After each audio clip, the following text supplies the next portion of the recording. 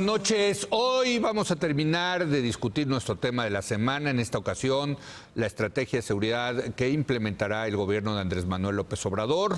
Para concluir este polémico asunto, se encuentra con nosotros nuestra mesa de los jueves. Viridiana Ríos, ¿cómo estás? Muy bien, Viridiana, Leo, ¿qué tal? Muy buenas noches. Buenas noches. Luis de la Calle. Luis, ¿cómo estás? Leo, buenas noches, ¿cómo estás? Y Sabino Bastidas. Sabino, Leo, ¿cómo estás? Muy buenas noches. Luis, Viri. Empecemos contigo, Sabino. ¿Cuál es la apuesta de López Obrador en esto? Mira, la verdad es que yo creo que el diagnóstico es muy complicado. Yo creo que se ha agravado el tema de la inseguridad. Y el tema está muy manido y el debate público se ha dado en torno está en un tono circular. Yo veo tres cegueras en el debate que se ha planteado en torno a la seguridad. La primera ceguera es esta idea de colocarse solamente en el centro del tema del delincuente. Yo creo que Andrés Manuel quiere abrir a esa perspectiva a lo social, a la prevención, pero hay una ceguera de que el tema es el delincuente y el crimen.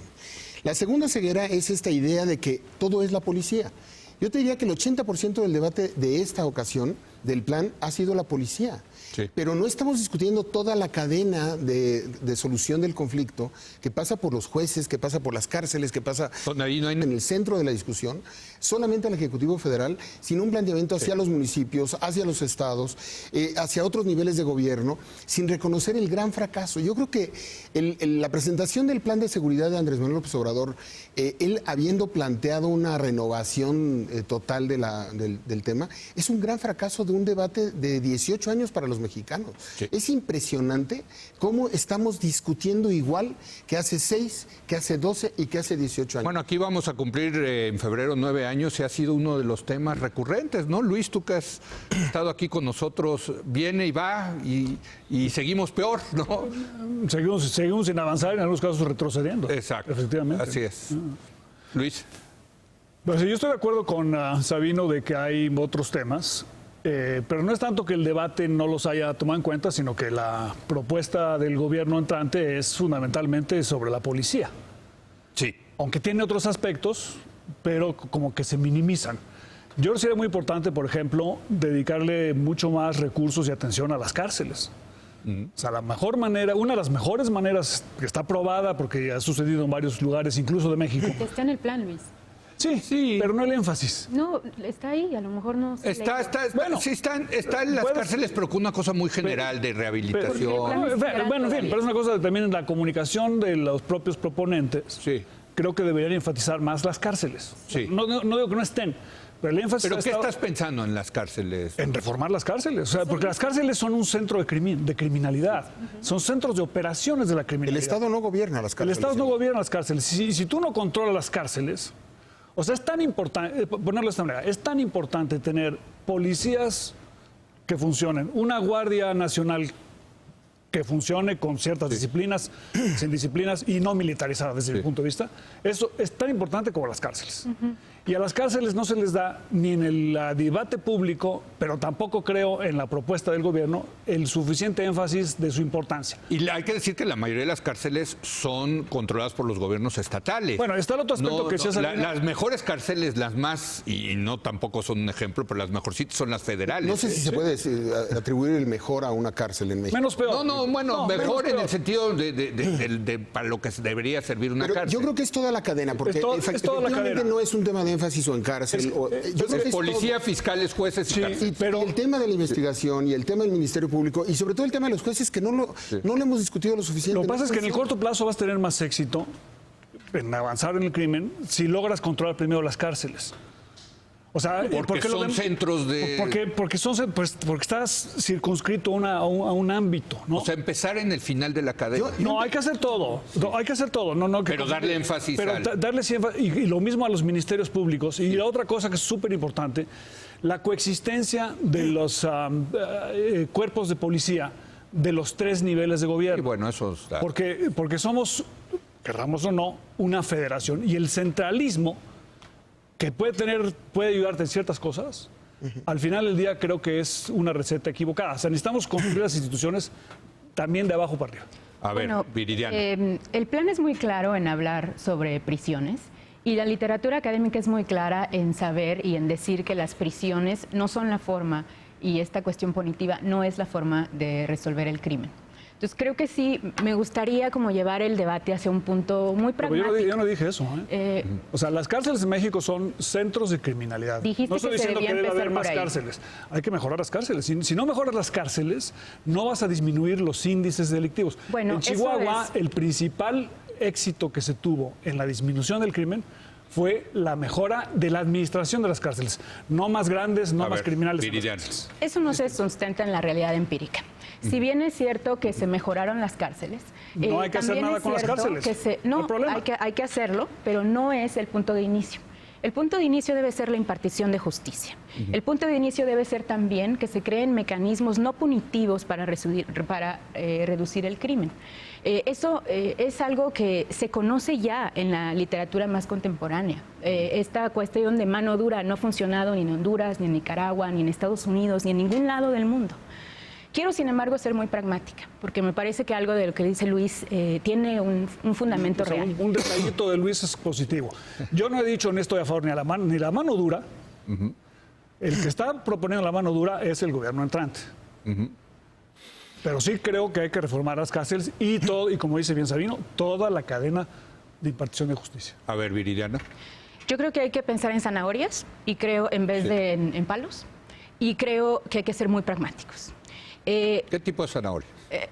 Para mí la zanahoria es el plan social, es entender la que la otra razón, parte de- es entender que la razón por la cual estamos sumergidos en este problema es porque creamos un modelo de desarrollo económico que simplemente no le dio resultados a la gran mayoría de las personas y que convirtió al crimen en una puerta de salida digna para personas que no tienen un acceso al mercado laboral. Pero entonces, para resolver la seguridad hay que cambiar el modelo económico. Sí, pero eso toma mucho tiempo. Por eso quiero ser muy pragmática el día de hoy, Luis, y voy a decir algo que no le va a gustar a mucha gente. Pero yo creo que hay muchos lugares en este país en donde no nos podemos dar el privilegio de esperar a que se reformen a las policías. Hay lugares en donde el Estado está completamente fuera de control Totalmente. y en donde enviar a los policías sería para los mismos policías una injusticia. Porque los envías a luchar sin un entrenamiento en contra de un crimen que está mejor Pero entonces, armados en ese que ellos sentido, mismos. ¿te convence la propuesta de Guardia Nacional? No me convence al 100%, pero estoy dispuesta a darle el beneficio de la duda siempre y cuando se cumplan 3 aspectos. A ver, El rápido. primero es que quiero controles civiles. A mí no me queda claro si va a haber rendición de cuentas y mecanismos correctivos. Sé que están hablando de que haya un tribunal civil para ver posibles violaciones a derechos humanos. Yo quiero que haya auditorías. Yo quiero que manden a los policías con gente que esté verificando que realmente estén siguiendo derechos humanos. Lo segundo es no pueden hacer lo mismo. Esta fuerza policial militarizada no puede hacer lo mismo que se hizo antes, que fue cortar cabezas sin ton ni son de distintos cárteles de la droga. Nosotros hemos visto a los militares tener éxitos en la reducción de la violencia. Eso es algo que no se está diciendo en el debate público, pero existe. De 2011 a 2014 vimos una reducción por el uso de los militares debido a que se les utilizó estratégicamente para atacar al grupo más violento en ese entonces, los Zetas. Entonces, destruyamos esa falacia de que la pura militarización equivale al aumento en la violencia.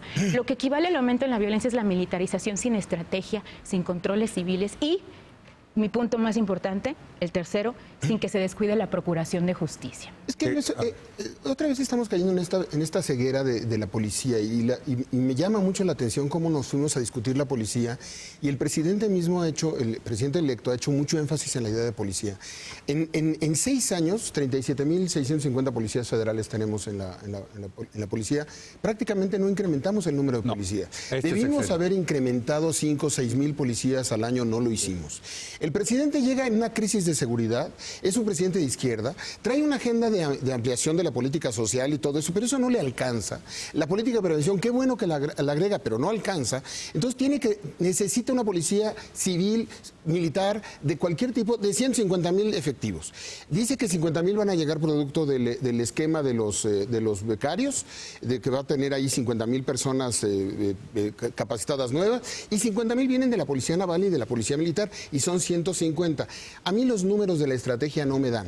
Yo no creo que de los 266 cuadrantes que vamos a instalar, en el primer año haya más de 50 cuadrantes instalados. Esa es mi opinión. Bueno, la prioridad son 150, ¿no? En el plan se habla de son 150, pero en el papel, en este momento tenemos 52,000 policías militares, 15,000 policías navales. Correcto. Y 37,650 policías federales. Que no todos, que al no parecer todos están en campo. 20,000 más o menos son 100,000 los que teóricamente estarían. Sí. Calcúlale que la mitad puedan estar en campo mañana. Necesitamos 50,000 de la noche a la mañana para más o menos. Pero otra vez estás 150. Otra vez estamos de la policía. Pero es que ahí acabamos siempre. El problema es que cuando te asaltan, lo primero que gritas es auxilio policía. Sí. Pero lo que necesitamos es toda la cadena de investigación, todo el tema de procuración. Si no logramos traer eso a la mesa, evidentemente estaremos agotados. Un último comentario antes de la pausa, Luis. Totalmente de acuerdo. Tienes que ver toda la cadena. Y una cosa muy importante es la inteligencia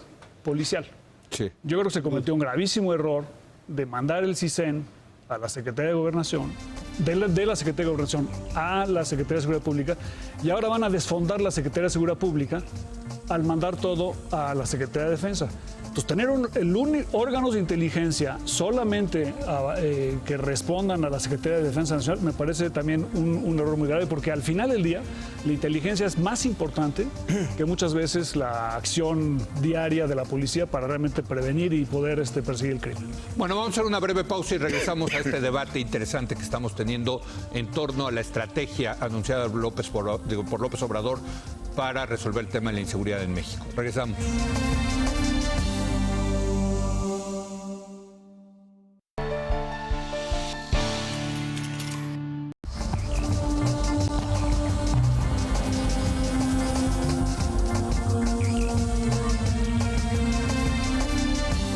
A ver, yo quiero poner sobre la mesa este tema de la otra parte, la parte no punitiva. Y déjenme ser escéptico, porque si eso fuera cierto, el estado con más violencia viridiana en la República Mexicana sería Oaxaca, y no lo es. Tienen los peores índices de todo, de económicos, de bienestar, etcétera. Y resulta que un estado pues, relativamente más industrializado, con mayores índices de bienestar económico, como es Tamaulipas o como es Sinaloa, pues resulta que son más violentos. Claro. Entonces, realmente lo paliativo, o sea, ¿cómo vinculas esta parte económica o de bienestar con la criminalidad? Bueno, yo creo que hay dos cuestiones a poner sobre la mesa. La primera es que hay una enorme división entre el crimen común y el crimen organizado. Sí. El crimen común es algo que, si bien no aumenta necesariamente con bajos niveles de desarrollo, sí se vuelve una alternativa cuando los mercados laborales no están completamente desarrollados. Tú, cuando ves a las personas que están laborando como parte de los criminales en Sinaloa, en Nuevo León, etcétera, muchas veces no son personas que hayan nacido ahí o que hayan nacido al menos dentro de la clase media y la clase media alta. Son migrantes que vienen de otros estados. Pero deja eso. Hay una falacia en cómo estamos analizando a los estados como si fueran un grupo. En realidad, dentro de Nuevo León hay zonas, hay colonias enormemente pobres. Entonces, por un lado es esa cuestión del crimen común. Por el otro lado está la cuestión del crimen organizado. El crimen organizado como tal no tiene una relación directa con el desarrollo económico. Lo ves, por ejemplo, en lugares como Perú, en donde el crimen organizado existe, es un estado pobre, pero no necesariamente es un crimen violento. Entonces, ¿por qué me quiero centrar en esta cuestión de violencia? Bueno, en todos los países existe el crimen organizado, hasta en Japón. Totalmente, Leo. Por eso, la pregunta real es, ¿qué genera el incentivo a la violencia? Y ahí, si tú bien puedes decir que el crimen se vuelve atractivo debido a la falta de desarrollo, lo que vuelve atractiva a la violencia es la impunidad. Entonces no es los paliativos. Es un tema de pobreza, porque no lo que pasa es que no es un paliativo. La pobreza. Es un paliativo para no volver atractivo al crimen, pero no es un paliativo para la reducción de la Luis violencia. Y luego Sabino. A ver, Luis, tema. Es un falso debate escoger entre uno y otro. Sí. O sea, obviamente tú tienes que tener un programa, y es muy importante, de desarrollo económico que permita que la gente mejore sus niveles de bienestar. Y en México hemos tenido los últimos 25 años una economía que crece a 3 velocidades. Estados que crecen mucho y estados que decrecen. Correcto. Y zonas del país y sectores que no crecen. Entonces, la pregunta es cómo haces para incorporar a aquellos que han crecido menos a un ritmo de crecimiento mayor. Sí. Y eso hay que hacerlo de suyo. Sí. Independientemente que tenga efectos sobre Totalmente de acuerdo. otros aspectos, incluida la seguridad. Sí. Efectivamente, sí hay cierto traslape. En la medida que no tengas éxito económico, se genera un cierto incentivo para la criminalidad. Pero la evidencia no es clara. De hecho, yo creo que la evidencia es más bien al revés. Sí. Donde no tienes criminalidad es donde hay más cohesión social. Exacto. Y si tienes cohesión social, Eso es lo como social. estados en Tlaxcala, por ejemplo, Yucatán, incluso Chiapas, Yucatán que, es un que gran- tienen índices de desarrollo humano, algunos de ellos relativamente bajos, Sí. con relativamente poca criminalidad. Y la criminalidad está ligada más a lugares donde hay poca cohesión social o donde hay un tráfico muy intenso de drogas por las rutas hacia Estados Unidos y otros aspectos, digamos, estructurales. Entonces, efectivamente, hay que trabajar en ambos. No se puede decir, oye, solamente voy a tener yo policías y no voy a desarrollar la economía. Pues eso- A mí me llamó la atención Ahora, ahora otra cosa que- que es muy importante. Sí. La causalidad inversa. Sí. Donde no hay Estado de Derecho, te cuesta mucho trabajo crecer. Entonces, para que Sí, tengas una claro, economía, digamos, Pero entonces es el tema. exitosa, Ese es el tema. Tú se también lo dices, falta- impunidad. y creo que que- tiene que ver con Estado de Derecho. Por cierto, yo ahora que regresé de India, India es un país bien seguro y bien pobre, ¿no? O sea, algo pasa en India, pobre- ¿no? pobre y Porque, rico, como tú dices, la igual. cohesión, las redes, la cohesión ¿no? y el respeto a los demás. Exacto. Que Y es- hay un tema de valores también, de hay que valores, decirlo. El hecho de que Sí. el presidente electo también haya puesto énfasis en la idea de cohesión social, de valores. No tengo clara la política pública que va a emprender, pero me parece que esa es una pista correcta. Pero ¿cuál es el eje finalmente de combatir la impunidad, que es lo que decía hace rato Viridiana? Pero eso es diferente Tenemos- a los paliativos económicos, Sí, pero sociales. tenemos que pensar que institucionalmente hemos descuidado todo el proceso. Sí. Y no tenemos un problema de seguridad. Estamos viéndolo como un problema de seguridad. Los campeones del tema son los expertos en cárceles y en policía. Tenemos un problema de gobernabilidad. El problema es que nosotros estamos asumiendo esto, 2.457 municipios, por lo tanto 2.457 policías municipales en México. Pues nos estamos equivocando. En México puede haber más o menos unas 200 policías municipales por infraestructura, por capacidad. En las demás tenemos simulación policíaca. Pero nadie ha puesto el cascabel al gato de decir, necesitamos analizar cuáles son esas 200 ciudades. No estamos hablando de todo el país, todo el tiempo, en todo lugar. Si mejoramos Procuración de Justicia, Ministerios Públicos e Investigación en 200 municipios de este país, Ya vas de- cambias el juego totalmente. Lo que pasa es que... Eso no está en el programa. No está en el programa y creo que la parte municipal, la parte de desarrollo institucional, yo veo el programa de Andrés Manuel como un programa de emergencia pragmático, Sí. con un poquito más de componentes discursivos de más amplio espectro, otra vez policíaco, circular. Y otra vez carente del componente institucional de procuración Digamos- y focalizado a esas 200 municipios. A ver, digamos que para ir concluyendo, lo que estamos viendo es un programa donde hay este fuerte componente que pues se entiende, viene de un gobierno de izquierda, la parte social, económica, etcétera, ¿no? Para darle mayor desarrollo, ¿no? Pero que volvió también a dominar el tema de la policía y de la mano dura. Decía aquí, a mí me gustó mucho lo que dijo Javier Tello el lunes, es un programa progre de mano dura, Sí. ¿no? O sea, Es un programa- ahora, va a servir, un programa de les doy emergencia. un minuto a cada uno, va a servir, ¿cuál es su prognosis? Mira, yo creo Viridiana. que si se logra implementar tal cual nos lo están diciendo y se agregan controles civiles, me parece que puede funcionar por una sola razón. Sí. Porque por primera vez se está hablando efectivamente de controlar por medio de vigilancia diaria a una cuadriculación Sí. en 266 espacios. El seguimiento diario. El seguimiento diario me parece que puede ser crítico porque en los momentos en los cuales hemos visto reducciones en la violencia, te pongo el ejemplo de Nuevo León, no nada más hubo programas sociales, no nada más hubo creación de parques, bibliotecas, creación de mecanismos de cohesión social, como bien dice Luis, los vecinos se juntaban. También hubo el surgimiento de una policía semimilitarizada como lo era Fuerza Civil. Pero Fuerza bajo el mando civil. Se le entrenaba militarmente. A ver, Prognosis. Prognosis. Yo creo que no están dados los componentes para una pacificación del No. país con esto. Yo creo que el presidente necesita abrir simultáneamente a este programa de emergencia un programa institucional de largo plazo que no está planteado en este momento en el programa. Yo creo que la solución de largo plazo pasa por esos temas de cohesión y no veo la política pública y me urge. Luis. Si esto se convierte en un pretexto para seguir posponiendo la construcción de instituciones municipales, estatales, judiciales, penitenciarias, y tenemos otra medida transitoria, creo que le va a hacer una contribución negativa al país en el largo plazo, aunque en el corto plazo puede tener éxito en algunas áreas. O sea, si no tenemos instituciones sólidas, desde el nivel municipal y estatal y luego también federal, y su coexistencia, y una discusión democrática. Porque una de las cosas que se ha visto en los últimos días es que ya no parece que uno no tiene derecho a hablar de cómo mejorar la iniciativa del presidente sin que venga una crítica diciendo es desleal hacerlo. Bueno, él dijo que estaba abierto a la discusión del Congreso y de la oficina. Se requiere un debate en el Congreso muy importante para perfeccionar las propuestas que creo que es necesario. Pues mira, yo soy más escéptico en esto. Tienen mayoría y van a hacerla. Tienen mayoría. La izquierda decía que antes que los mayoritaba el PRI, ahora la que mayoritea son ellos. Pero en este tema tan complicado, Leo, nadie tiene el monopolio de la verdad. Yo estoy de acuerdo contigo, pero ya me tengo que ir, me está Iván matando en el Chicharito.